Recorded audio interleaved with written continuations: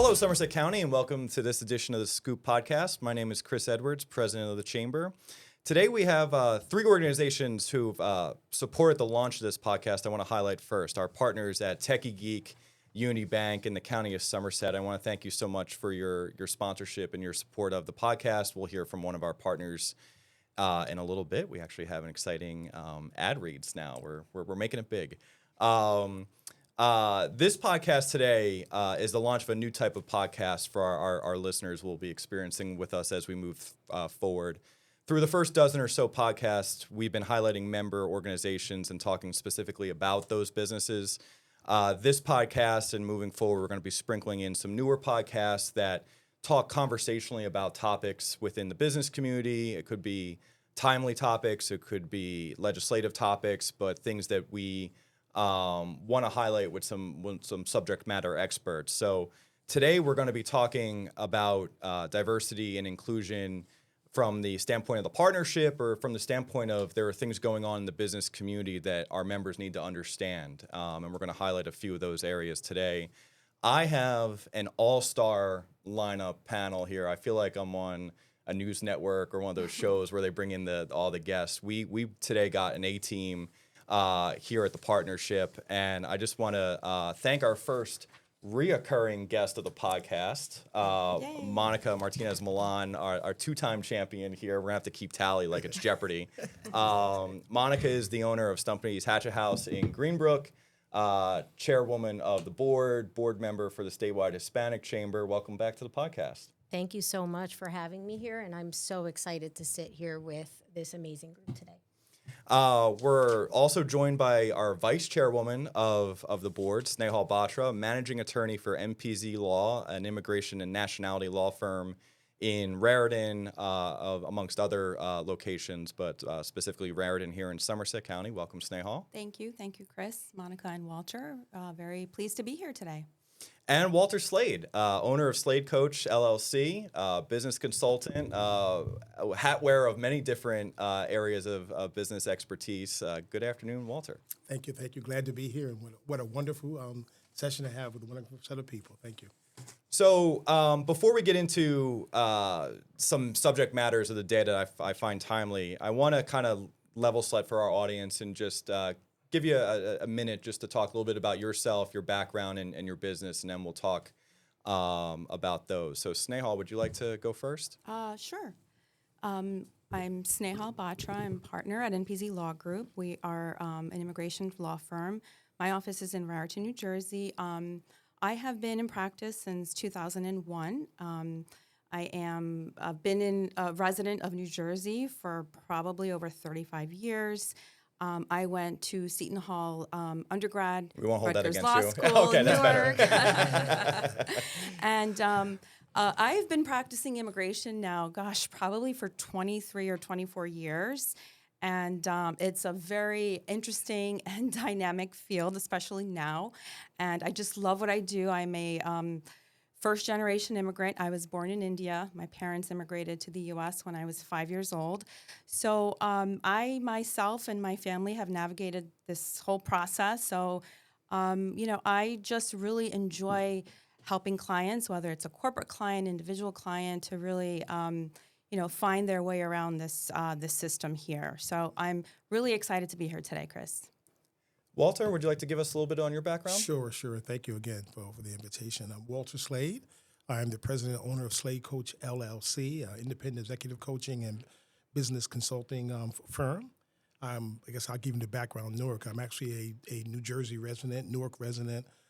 Grew up in Newark, childhood, and been in this area now for I'll be 70, coming up in a couple of months. So therefore, I've been here 70 some odd years in New Jersey, and I definitely love it.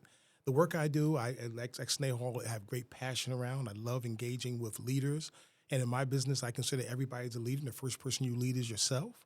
But most of the people I tend to work with are leaders in corporations and or businesses who are struggling many times to really work through some of the blind spots. And often the biggest blind spot is them losing self-confidence and forgetting just how much talent they have. So I love engaging with them, reminding them that they have great potential, trust themselves, and to focus on what they can do and to navigate some of these, what feels at times like level 25 whitewater rapids I encourage them to keep their oars in the water and to remember that even if the kayak turns upside down, it will right side and they'll get to the right place. So glad to be here and glad to focus in this area with such great people. No, I love that. I love the kayak analogy. I wish I kayaked a lot with my dad. We used to go on trips, and I was always freaked out about when it would turn over. I would naturally pull my legs out, right, and then try to swim out. When he would just be like, "You have to have that mindset when you're under to twist."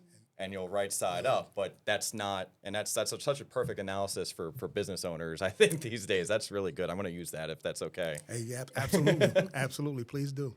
Monica, a lot of people know about how active you are, but they might not know your background. And also maybe this would be a great time to highlight your work with the statewide Hispanic Chamber. So can you talk a little bit about those two things? Sure. So I am active. I realize that as a small business owner, we do get stuck in our own little worlds. We're handling everything. We wear almost every single hat. And what I realized is that I needed to break free from that and not just be immersed in the business. The way the business would succeed is by expanding my wings and helping, which is something that already is innately built in me, being a daughter of immigrants as well. And as you said, we have to find a way around the system. And the way you find your way around the system isn't stuck in your business dealing with all your stuff.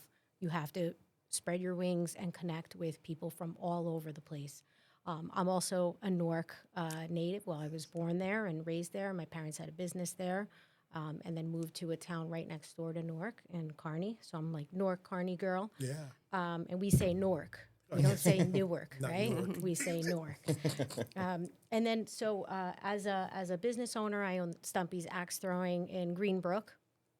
And it wasn't just being stuck in there. I also wanted to help the community, and I became a member of the statewide Hispanic Chamber and also the Somerset County Business Partnership right around the same time. And that was right before the pandemic happened. Once the pandemic happened, we realized that we were all of us were trying to swim and turn our kayaks upside down before we drowned. And I quickly was nominated to become a board member with the statewide Hispanic Chamber, not realizing that within our state we have over 40,000 Hispanic-owned businesses. And just recently, and we talk about this a lot, but through the past few years, we were recognized for contributing to over $98 billion of our New Jersey GDP as Hispanic-owned businesses. So part of our goal with the Hispanic Chamber, and it's not just for the Hispanic Chamber, but it's for the community, is to show that we all make a big economic difference here, at least in our state. We know we're recognizing it. We're working to acknowledge that we deserve a seat at the table. And we also deserve to help each other find our way and navigate through these systems together with people like you. Well, thank you, all three of you, for that background. It was funny at first when we were talking about doing this program. I was like, well, I don't know if I should be the host. Maybe Monica could do it. You know, white guy coming from South Jersey. Like, how do I fit into this? And the more I thought about it, I was like, I'm the perfect person to be in this conversation too, because I think diversity is not just about minorities; it's about including everybody. And I think that's kind of the perfect start for our conversation today, which was when in 2020 I took over the partnership, and one of the things I had seen for the 7 previous years I was here was that it wasn't just about diversity in terms of ethnicity. It was first thing was very apparent was age. Was that a lot of our event attendees and members were nearing retirement, and the first thing I said was, well, who's going to be here in 2025 to come to our events if we don't start opening up the doors and being more inclusive? And once you start having those types of conversation, it starts snowballing into other conversations. And 2020, I think, was a real key moment for us because there was a lot of external forces going on in the world. But also, I think that was right around the time where I started connecting with the three of you. And I had sent this to the three of you privately. I think these are the type of conversations I wanted to have in 2013 and 14, but I can't have them unless there's people like you around the table there to have them with. So I do think like part of this is a milestone moment for the partnership that I'm hoping a lot of these inclusion conversations that we can do in a podcast form could be something we could do on a semi-regular basis. But I also think I wanted to take a step back and acknowledge this is an exciting moment for us in a very uncertain time, right? And I think that'll be a lot of our discussion today. The partnership has had its own journey. Your businesses, professions, and probably individually have all had your journey. Can you talk, maybe from a partnership standpoint, because all three of you are active within the organization, about the importance of maybe our journey in terms of being more inclusive to the business community and how you think that, journey has happened over the last few years? Maybe I'll start here, Chris. Well, I joined the partnership in 2017 when our law firm decided to expand in Somerset County. And when I joined, it was exciting. We had a lot of interesting programs and all that. And I do recall, though, there weren't that many events where not only were there not the diverse group of people, but also the diverse programming.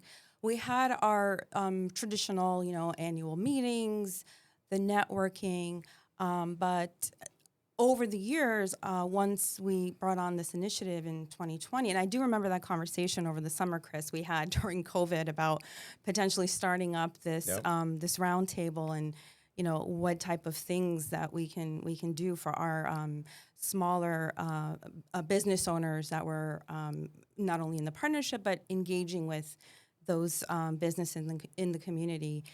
But what I began to see from the very beginning was more people interested in the events, engaging with us. And so I felt that starting this initiative at that time was appropriate, and putting together some of the programs that we initially discussed about helping small businesses, maybe get certified. What does that mean? And just letting them know that we are here to support them was tremendous, because those were some very uncertain times in 2020, 2021, and having the business partnership, to lend support, guidance, assistance, I think was tremendously helpful for those businesses, including myself, to know that there were, players within the community that were available to help us navigate those very, frightening times during COVID. Yep. I think it was one of the first things I looked at was 2020 was when the census came out for, or when it took place, and it came out in 21. But the increase in the Asian Indian population in Somerset County, I think it was 3%, if I got my numbers correct, in 2000, and was almost, I think, right at 20%, in 2020. And just from a simple standpoint of, if you own a business in town, like a Stumpy's, and you're not having programming or marketing to 20% of the population in your area, you're totally missing a huge business opportunity. So that's just like, I think that was always the easiest way to make the case to a broad population of members who've maybe never had these types of conversations, was that this is pure business, right? Like, we're not getting into the humanity of it all, which is another part of it. But it's the change in the county has been unbelievable, and I think when we get to a 2030 census, these numbers are going to keep going in that direction. Absolutely, majority minority. Right. Yeah. So the dynamics change dramatically. So I would just want to piggyback and Chris, I just said I want to go back because I do remember our conversation. And in fact, I remember that I had said I'm not going to join the partnership, and you said to me, "Hold on, Walter, hold on." God damn it. and I think it was interesting to talk about the journey, and that's why I come to think leadership is always very important. the commitment of someone saying, you know, I recognize it's not what it is, but I see what it can be. Right. And my intention is to see it be different than what it is. And so I appreciated that. And I said, okay, it's worth sticking it out because this person is trying to lean in deeper. And it doesn't mean that it was bad, but it's meant that it seemed to me that you had a clear sense that something needed to be different. Right. You know, right. and so I just want to acknowledge that because I think that's important. And it says a lot about the, you know, the desire of the business partnership to be forward thinking, even in the most challenging of times, because you could have made different decisions. But that was important to me. Yeah. Hold on. One of the questions I have really for all three of you is when these, so the partnership, right, really kind of accelerated its initiatives and journey in 2020. And I think I had reached out to you all separately, all three of you separately for different items, and we've kind of come together over time. But how do you take an organization? I'm sure you've gotten requests from other organizations and other businesses. All three of you, how do you take it as a sincere opportunity to move forward versus I need an African American on my board, I need an Indian on my board, I need a Hispanic woman on my board, and companies are just trying to check off boxes? Like, how do you compartmentalize that when I know all three of you have gotten those types of asks before? Well, I think it's a great question, and I would say to you that my experience is you don't try to compartmentalize it, and you try to kind of understand that both things can be true. Right. You know, there's a truth of like I'm trying to diversify the representation. However, I'm trying to diversify the way we think about the representation, and I would say that's the way that I try to look at it. So if you had said, Walter, I want you to be a member, but we're not going to do anything else, then it'd been very clear Right. that it was just what we call now performer DEI, which is a term of art now. Mm-hmm. People are not serious. So when you see those companies kind of retrenching from the things, most of the comment is, oh, they were only doing performer DEI. Right. And for those individuals who were saying, no, I always saw something deeper, then that piece always showed up. So I would say, Chris, it's like I don't compartmentalize it, but I do look deeper at Right. what really was the intention. And the intention always shows up. It always shows up in the way people kind of navigate through the white waters and their honesty. Hey, boy, this is a difficult issue. I don't have the answer. I want to bring you in to think out loud with you about how we might do that. And I think that makes a tremendous difference. And I give big credit to the partnership for the willingness to see beyond its own shores and try something different. Yeah, and it's a testament to leadership that came before the three of you at the board level, staff that was here, especially during the COVID period, who played a big part in that. And I think there were a lot of times, especially when we talked about the Minority Business Leaders Roundtable, where the answer was, I don't know. I don't know who's going to attend. I don't know what we should be talking about. We just know we need to be doing something. And I think there was a lot of people who, at a minimum, appreciate it. Well, we don't have the answers We were yet. still we were taking the initiative and trying to The navigate willingness. what the needs of the business community were. Yeah, absolutely. So from your standpoint, Monica, the statewide Hispanic Chamber has done a lot of, they've leaned heavily into programming. I know there's a program out now with PSE&G or a coursework, I think, that's coming on certifying minority-owned businesses. You're going through that? Signed up. Oh, there. Perfect. I know we did that. I want to say 2022. We spent a good chunk of our programming on that. Can you talk a little bit about maybe taking that energy from businesses that want to capitalize on all the hard work during the pandemic they put into their business, right? And I'm thinking of yours. This is a prime example. But then there's hurdles you have to clear, right? To do business with Robert Wood Johnson as an example, right? They have a diversification program. Can you talk about some of the work the Hispanic Chamber has done there? Yes, and it's phenomenal. And I want to go back to what you were saying about companies picking their board members. In the past, I've had people mention to me, oh, I love how you're playing the Latina card, with the things that you do. I'm like, well, I can't change the fact that I'm a daughter of immigrants. My name is Martinez. That's who I am. The difference is that I used to be afraid to use that in the past. And one thing that did change is that I'm no longer afraid to use that. And the Somerset County Business Partnership invited me to sit at the table, and they continue to invite me to sit at the table, and I'm the chairwoman of the board, and I'm the first Latina in over 100 years Yes. Yep. to be a chairwoman of the board. So we are carrying the light and passing that torch forward to the next group of people, and showing that we're going to keep going with this, okay?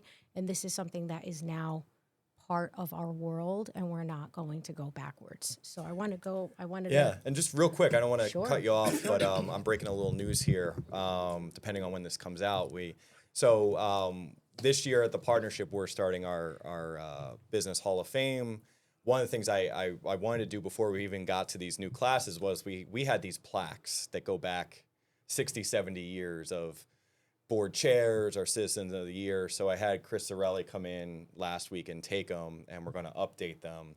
And right on this wall behind Walter and Snehal is going to be our longstanding historical plaques. So we have you're going to be officially etched into there. But I think one of the beautiful Nice. things is Thank you. if you look at an organization that's 100 years old. Right, it's male, male, male, male, male, male, male, male, male, male, and then you get towards the last maybe 20 years, there's a couple of women sprinkled in. But I think just looking, you don't have to put age, ethnicity, or anything on this chart. It's just, I think it's powerful when you look at it, right, of just how the organization has evolved over the years. And there was never a conversation, especially with you as chair, of okay, we're trying to hit some sort of quota or something. For us, we're trying to find really active people in the business community who can lead, then also have the time and the capability to do it. You start taking a pool and you start really kind of narrowing it in. And we never had that type of conversation. I think that shows real growth in an organization too, that we can have these types of conversations without designating, we need a Latina.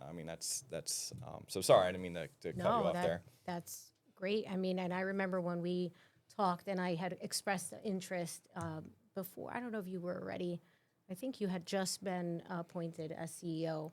I said, Chris, remember, I really want to be involved because That's all you had to say. yeah. The kiss of death. But I just know, I know intuition, right? I follow my intuition, and I knew that this was a great organization. And I also knew that, we're very out in Somerset County, everything's very spread out. We're all over. And I wanted to bring more awareness and unity within our community, especially with the Latino, Hispanic community, to show that, hey, we have representation in Somerset County, and we need to figure out where we all are, because we're very dispersed. And, up Hudson County, Bergen County, we're a lot closer, the more people in that area. But out here, I didn't understand it that well, but I wanted to be one of those people that the small business community can go to and talk about how do we get certified or what opportunities are out there. And going to that certification process with the statewide Hispanic Chamber, you're referring to the PSC&G Small Business Certification and Readiness Training Program, which we've had here at the partnership, and I'm sure we're going to have others as well. But this program allows you to become certified so that you can, you're able to submit these proposals, whether it's through PSC&G or other procurement opportunities. And we have, I'll mention my friend Gladys, who's with the statewide Hispanic Chamber. She's a member. She owns a company called Gladys Cleaning Services, and she started off cleaning houses. But she had a dream that she was a single mom of 3 children, had a dream that she was going to get to where she is today. And now she's been awarded contracts at, Newark Airport, doing all the new terminals. Wow. And she continues to grow and grow. And it's not, the issue is a lot of people are afraid to hit that send button. Port Authority talks about it all the time. They have trainings there as well to help business owners become certified.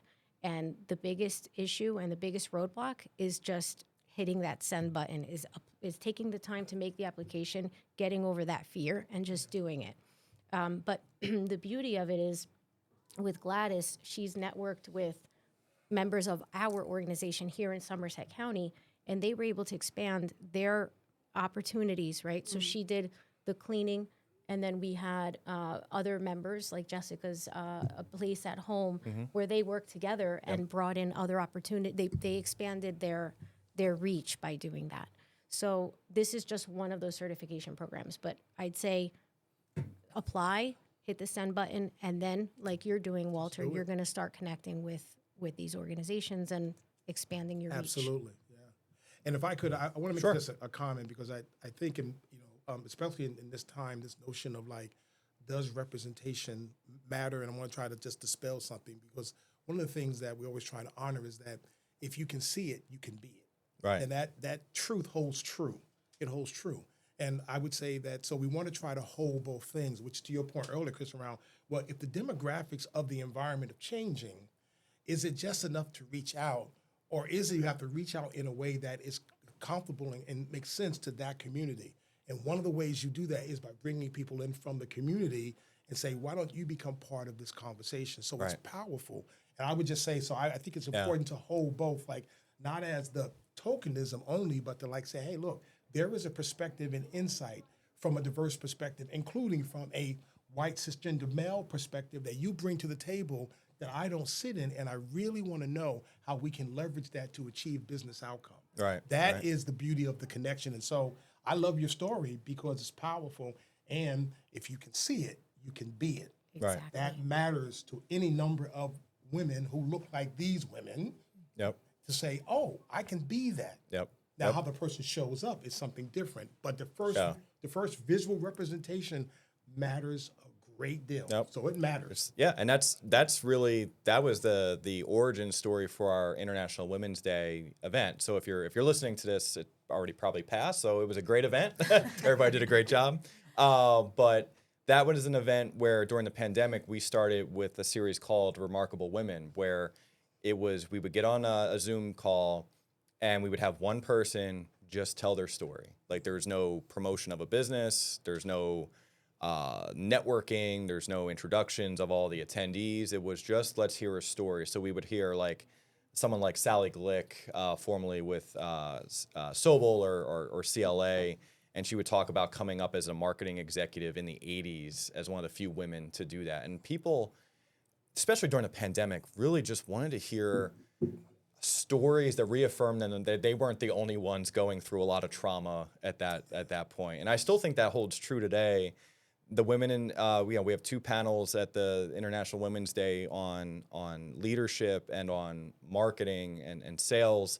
And I just think a lot of people, that's why we get 350 people there, is people just want to hear they're going through the same thing I am, or they got 3 kids at home and trying to manage a household and take the kids to sports, and like, oh, I'm not that alone. reassurance, I'm not alone, is really impactful. It's inspiring. Yeah. Yep.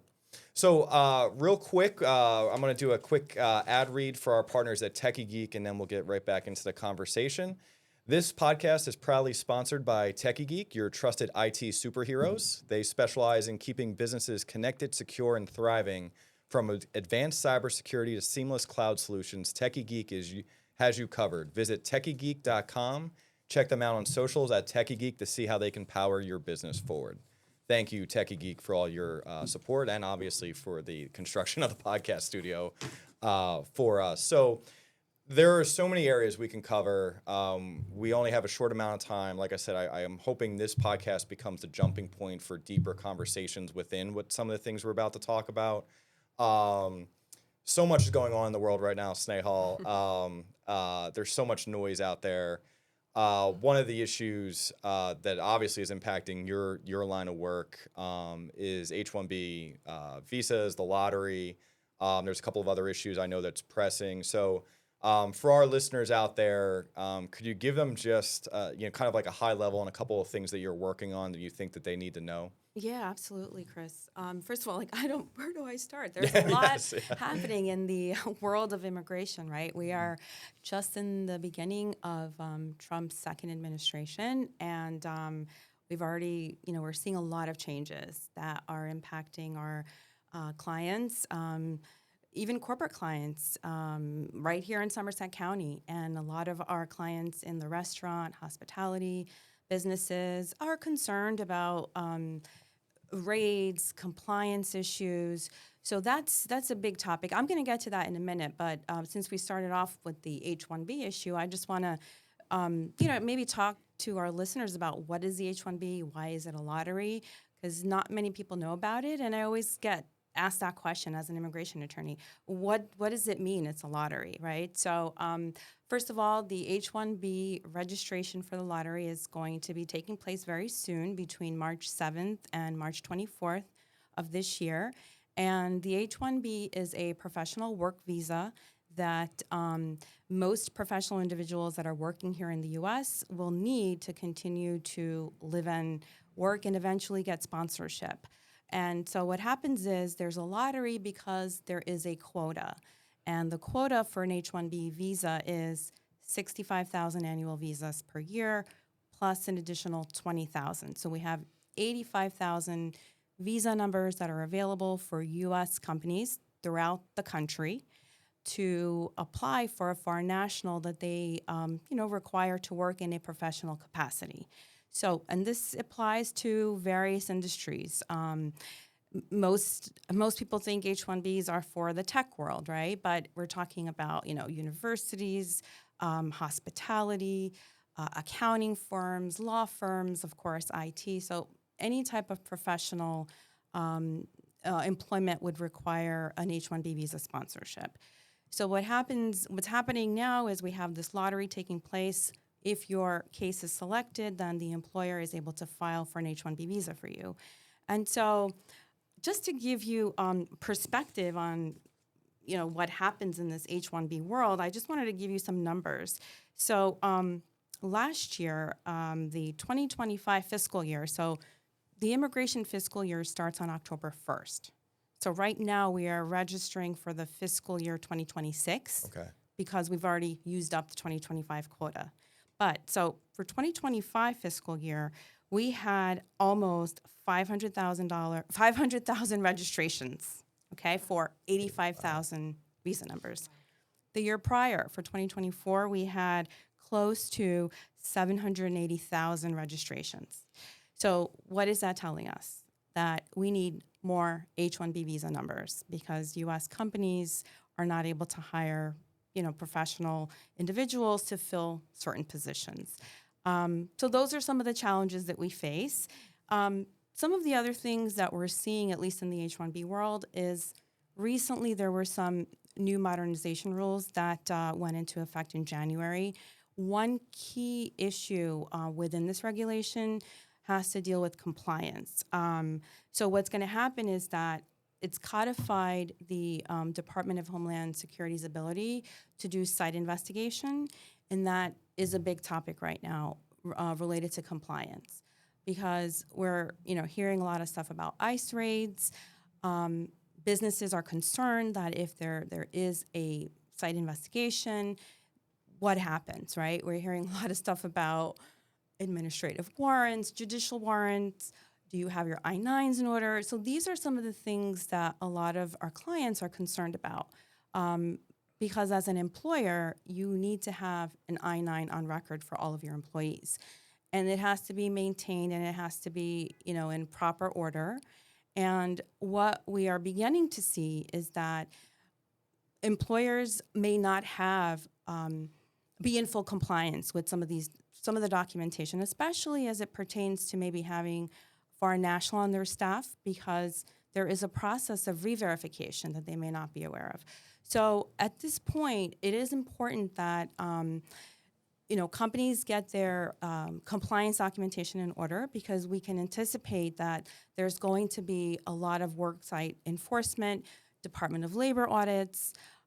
So it's critical to communicate with your maybe labor and employment attorneys, immigration attorneys, because believe it or not, the I-9 compliance actually falls under the immigration regulation. So that's where we play a key role in this process of compliance. So right now, that's really what I'm dealing with to ensure that my clients have appropriate documentation. in the event of an audit, and that they train their staff appropriately. You know, it's one thing you have all your paperwork in order, but the people at the front of the house in your businesses, they also need to be properly trained. If there is, somebody coming knocking on your door with a warrant.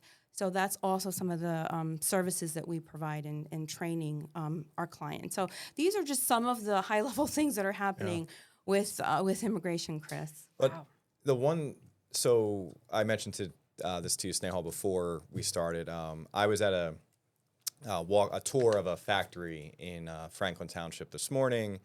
Their biggest issue right now is they've invested millions of dollars in equipment into their space, right? So they can manufacture, it's a food manufacturer. Their biggest problem is mechanics, electricians, even plumbers. They don't have the people who can maintain these machines. And once they go down, you're talking about $1 million a day loss, right, for a company.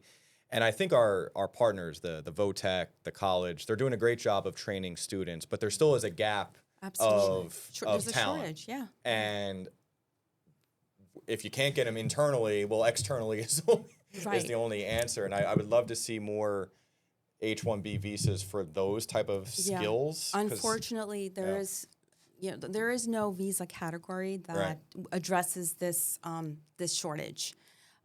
We don't have a specific visa that would allow, tradesmen to come in for temporary work. We have visas for agricultural workers, or seasonal workers, but nothing that really addresses our, skilled workforce, carpenters, plumbers. It just doesn't exist, and there is certainly a need, but we need to fix the system. And I'm not sure if that's going to happen at this time. Yep. No, it's we're in a triage here at this point. Not to give our listeners whiplash, but Walter, we're going to kind of transition to another topic. It's all the same topic. Yes. It's all the same topic. But your work obviously focuses a lot on leadership, and companies now in Trump's second term, to your point before, it was right. Like there was a lot of companies that were doing performative DEI. There are a lot of companies out there that were doing it for all the right reasons and making a lot of positive progress that are nervous now. Do you have advice for those companies, or really any company that's looking to be in a more inclusive workplace in this landscape that we live in? Yeah, I mean, this is advice that is I think it's unfortunate to the extent that DEIB has become the scapegoat, but it does happen. And so the thing that I would say is, what is the gift and opportunity being presented in what seems like adversity? And the thing that I think is, it's an opportunity to really sometimes clarify things that might not be as clear. Is this thing around inclusion, is this thing around diversity really something that's intended to kind of be us against them, or is it a way you can look at this as maximizing the talent that we have in the environment? How do we think about it like that? And I would say to companies that that's one of the ways to kind of figure out what might be some of the resistance, not assume it's coming from a bad place, but maybe it's coming from a place of misunderstanding. And how do I take this opportunity to really bridge the divide? So I look at it like that because I think it's going to happen. And the reality, as it winds up being, is that if it gives you a chance to bring to the table a set of people who would otherwise not be at the table, how do you keep them there?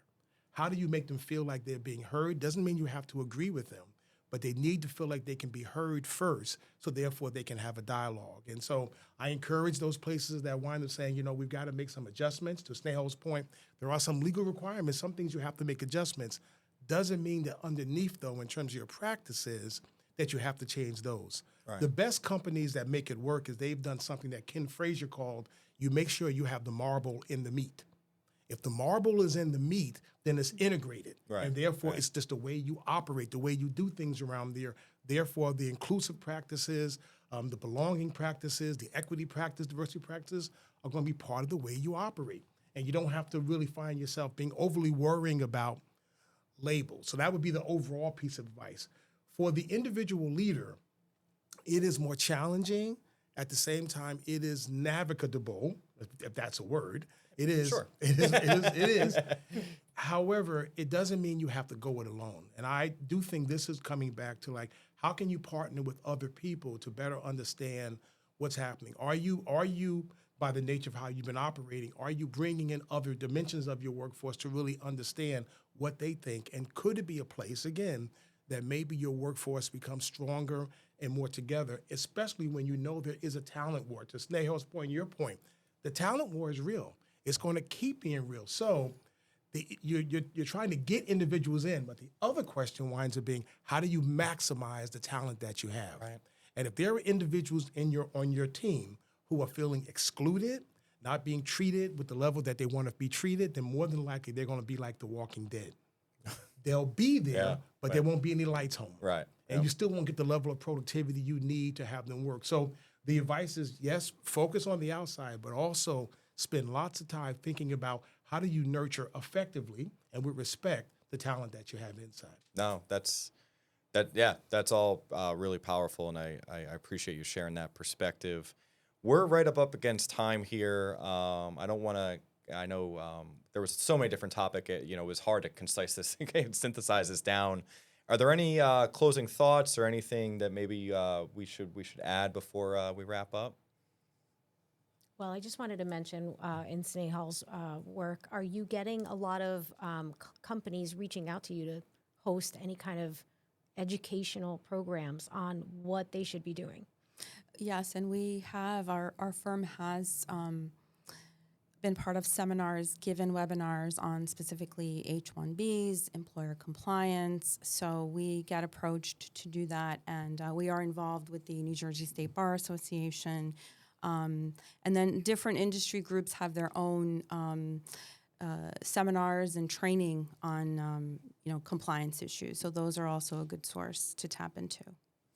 Well, that's a really, really good segue. I didn't tee you up for that. But both Walter and Snehal will be presenting at an upcoming event. By the time you're listening to this, we might have dates and times specific on our website. So if what you heard from them interests you, go to our website. Obviously, the partnership, reach out to me. I can help connect you with anyone here at the table. And please sign up for their events to learn more. That does it for the Scoop podcast. Thank you all for joining us. And until we talk again, Somerset County. Thank you. Thank you so much.